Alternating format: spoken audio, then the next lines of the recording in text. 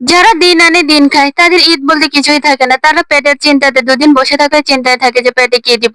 তাই পরিবার পরিজন নিয়ে যেরকম একটু ভালো খেতে চায় তখন কাজ করে নেমে পড়ে। কারণ ভালো খেতে হলে অবশ্যই তাদের কাজ করতে হবে, না হলে ডাল ভাতও জুটবে না। হ্যালো ভিউয়ার্স, কি অবস্থা সবার? আলহামদুলিল্লাহ আমরা ভালো আছি।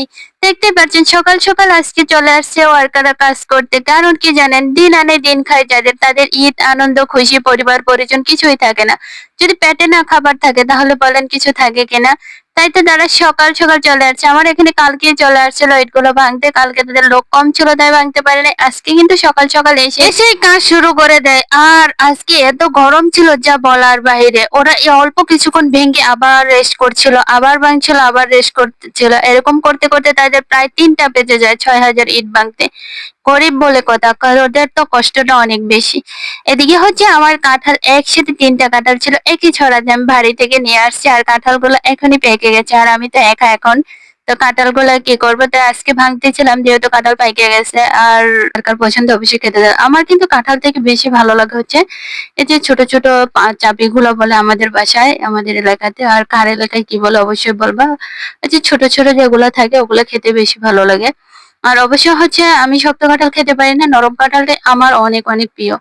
জানেন, ফেসবুকে কাজ করতে এসে এত মানুষের সাথে পরিচয় হয়েছে, মনে হচ্ছে নিজের আত্মীয় স্বজন থেকে অনেক ভালো দূরের যে লোকগুলা। নিজের আত্মীয় স্বজন যারা আছে তারা দেখবেন সবসময় পিছন থেকে দেখে, কিন্তু ওরা কখনো সামনে আসে না। ওরা সিসি ক্যামেরার মধ্যে সবসময় পিছনে লেগে থাকে। যদি একটা ভালো কিছু হয়ে যায় ওদের একটা লাইক একটা কমেন্টের কারণে, তাহলে যদি সেলিব্রিটি হয়ে যায় তাহলে তো তাদের খাবার হারাম হয়ে যাবে। এটা ভেবে ওরা কিন্তু কখনো লাইক কমেন্ট ভিডিওতে করে না।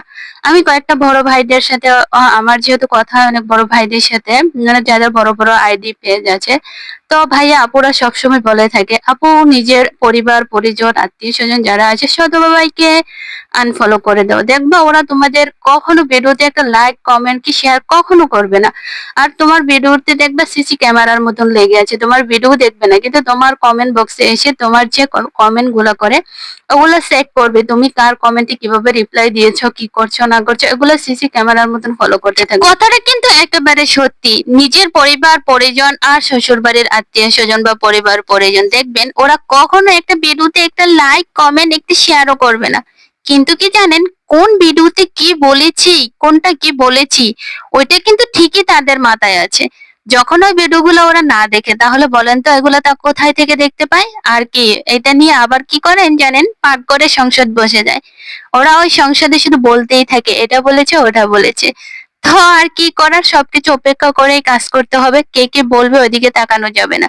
নিজের মতন করে কাজ করবেন, দেখবেন একদিন যখন সাফল্য চলে আসবে দেখবেন ওরাই তখন পাশে চলে আসবে। তো আর কি, এদিকে আমার কাজ দেখতেই পাচ্ছেন প্রায় শেষ পর্যায়ে, ইটগুলো ভাঙ্গাই। আমি ওদেরকে বারবার দেখছিলাম, আমি যাচ্ছেও পারছিলাম না, প্রচুর রৌদ্র। তো কেমন লাগলো ভিডিওটা অবশ্যই কমেন্ট বক্সে জানিয়ে দেবা, ভালো লাগলে পাশে থাকবা।